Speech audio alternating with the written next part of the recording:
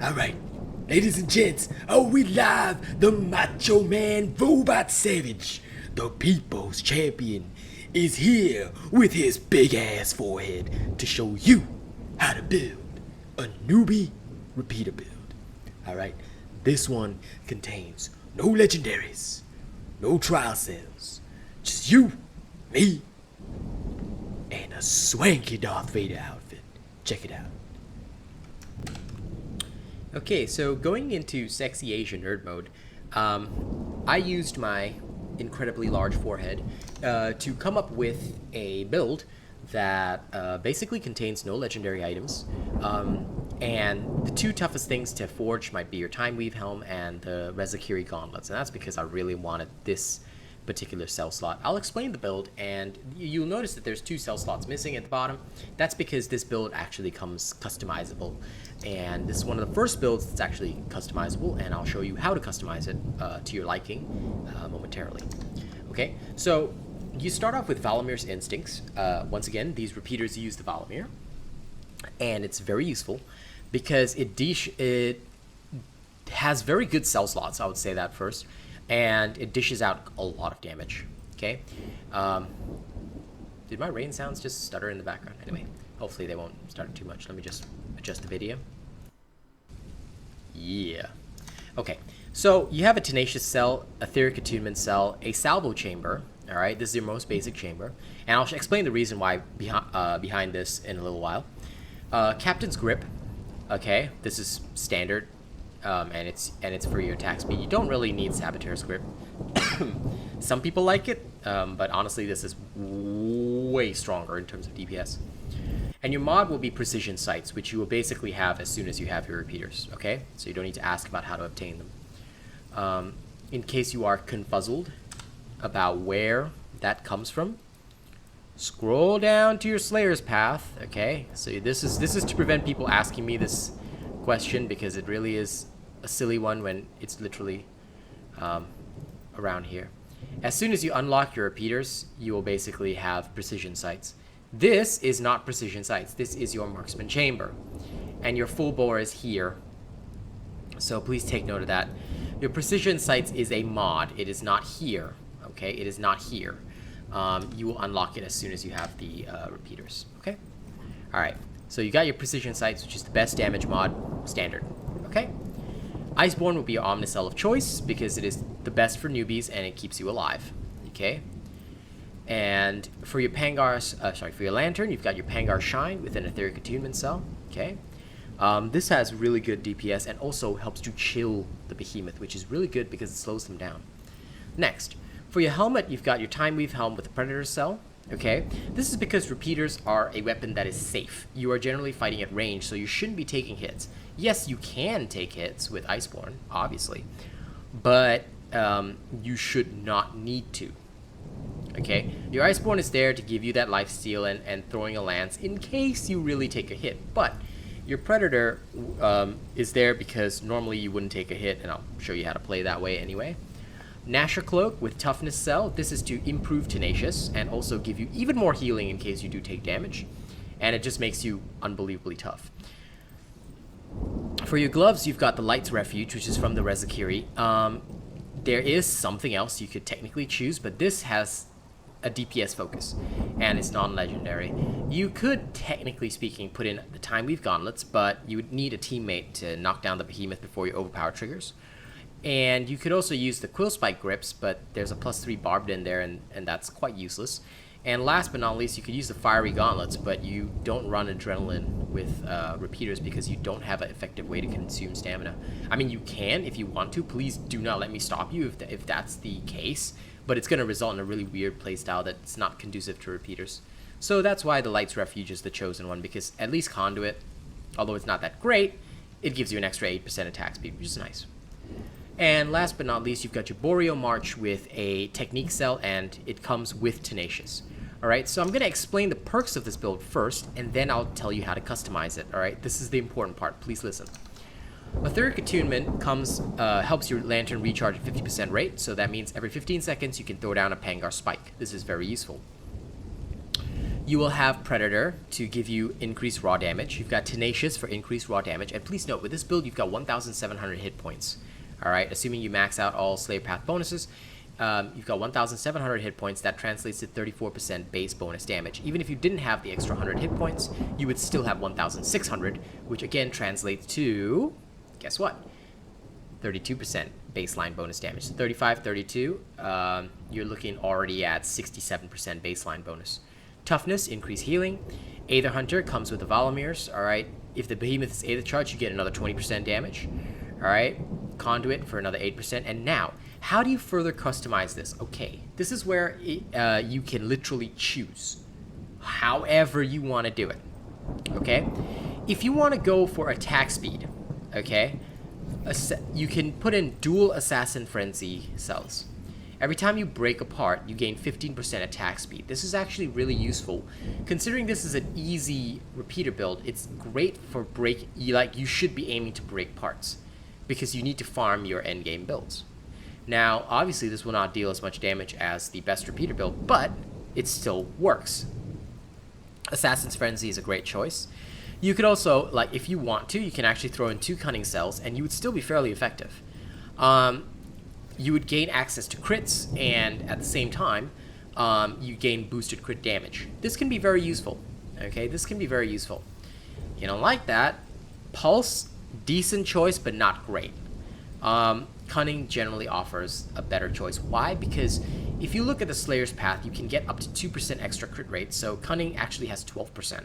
Which makes it slightly better than Pulse, okay?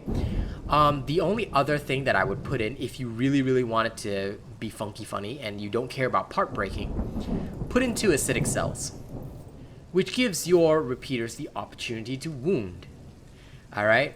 And to showcase this, I will actually be using that, okay? So I'll actually be using a double Acidic, and I'll show you how this build functions, okay? So I'm gonna show you how this works. So this is the newbie repeater build. We're gonna go into a combat showcase right now. Now, usually I'll say y'all can like, share, and subscribe, or drop a tip right here, but honestly, I'll just leave that up to you if you want to. I think the combat showcases are generally important. Now, considering my repeaters are level 13, I will go into an escalation to showcase this. We will just go into a random shock escalation. Let's do that. I won't be completing the escalation. I'll just be showing you how to fight several behemoths in there. Once again, we have level 13 repeaters, so not too weak, not too strong. All right. And, well, I'll just show you how it functions. So get ready for Rune Cloth Vader. All right. So for those of you watching this, as usual, I do not cut my loading screens or anything. The reason is because I want to show you that there's no hanky-panky going on behind the scenes. I have not in any way changed my build or altered my build. I just do it, go in, show you how it works, and that's it. Bada bing, bada boom. Okay. One more thing that I almost forgot to mention, sorry. So for those of you who watch this, now you've got an extra bonus. If you want to interrupt with the repeaters, right, you can add in 2 weighted strike cells. Notice, but you can only interrupt, okay? Notice that it says ranged swings and missile attacks interrupt unstable behemoth. You can only interrupt with I think about 6 shots on the repeaters, which is impossible in most circumstances. But if you have an empowered salvo chamber, 1 empowered shot will interrupt a behemoth if you put in dual weighted strikes, just so you know. In case you want that in, you have that option. Okay? But I'll show it to you with the so-called fun build, which is 2 acidic cells. Okay? And I just want to show you. Because the main core of the build is already done. The other 2 cells, they're just extra. So like I said earlier, you can customize them whatever way you want to play.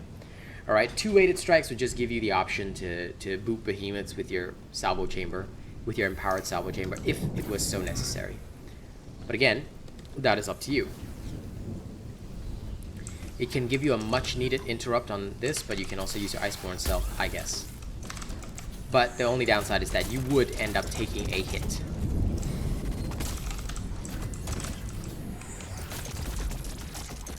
Now with your precision chamber, just focus on a part, and there you go, wounded already. And you can continue to do the same thing.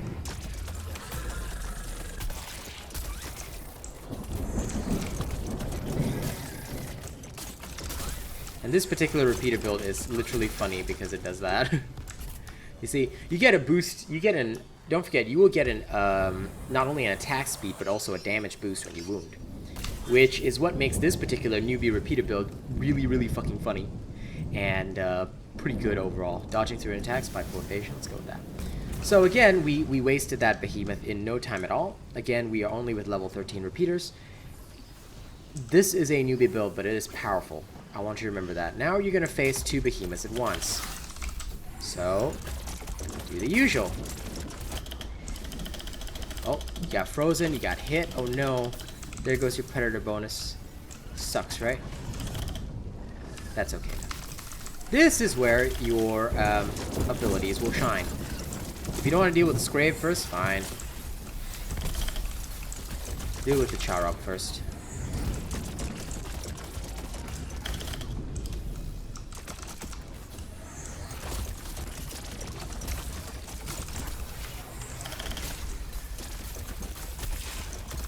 Unsurprisingly, you'll be able to wound the Charog fairly easily, and the reason is because, even if you're trapped in a corner like this, like some kind of Hell in a Cell match, the Charog is in general not a very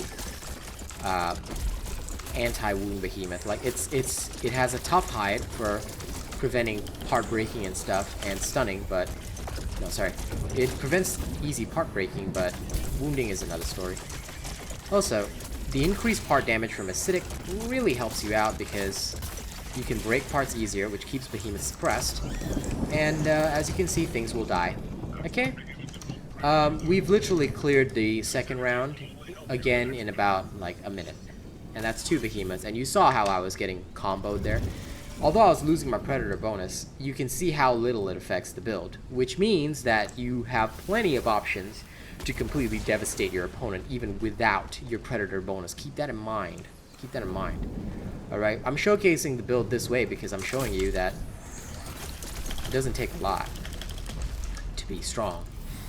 Just gotta have the right technique, okay? And remember, this contains no legendary cells, no legendary weapons, just you and the enemy.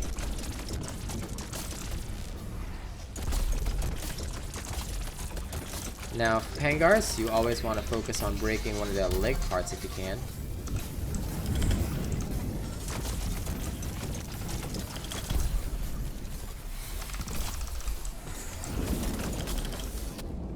Oh no, took a hit.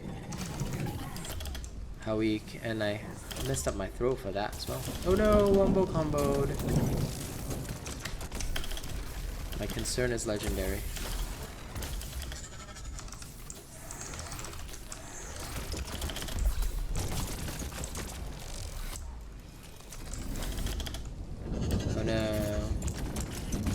Now you might take a few too many hits. Shit happens. I mean, you're not God here. You're just a dude using repeaters. But again, it's not a big situation where it would matter or affect you too heavily, so don't panic. Just dodge as necessary and utilize your repeaters as the rapid fire guns they were meant to be. Okay? I enjoy these wounding repeaters because they make me laugh. Okay, so that took about a minute and 20 seconds. Still not the fastest timing, but it's okay, alright? And I'll keep the combat showcase going a little longer because I'm sure that those of you who are new to repeaters might actually like to see this and see it in action. Alright, so I usually go for full shot first. He's a punk. Start by buffing damage and then going wild.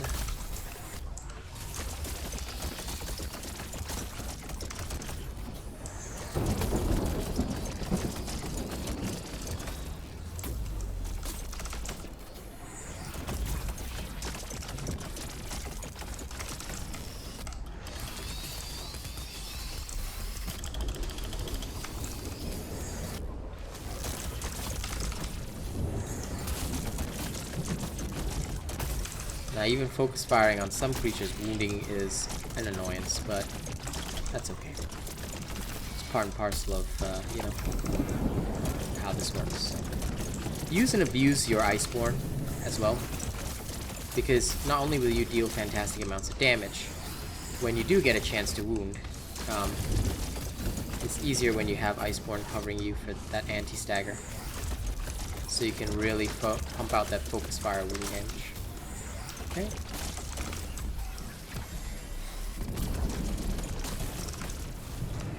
Now you've just got one behemoth to deal with.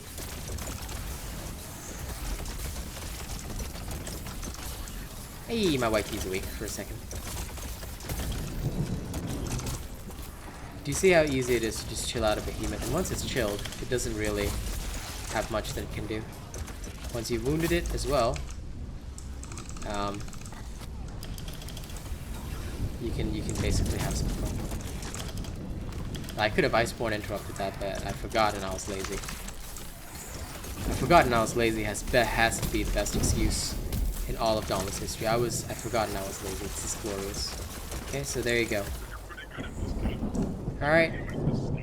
In about 7-8 minutes, that's a 10 to 50 escalation, and we've maxed it out without any tonics or anything like that, so you can see the effectiveness of the build even though it's a newbie build. Thank you so much for watching. Don't forget to like, share, and subscribe. Okay, that's very important. Next, if you could drop a tip via the link in the description of the video if you want to support my content. It is one of the best ways to support me for free. It's one of the best ways to keep my content running. Sorry, got my lines messed up. Because nobody pays me. You guys pay me. You guys are my employers. Okay? Remember that. Next, don't forget to send super thanks if you want to. You can also use that to support my content. Last but not least, you can buy Asian Robot merchandise via the shop link in the description of the video. Let's move over to the tipper thank you scene.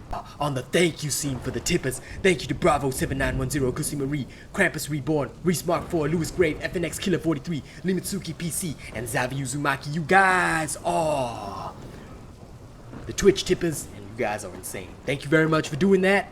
Appreciate all of you. Alright, and as for the rest of you, you better keep up with the Macho Man for more insane builds that'll teach you how to own the entire world. Oh yeah.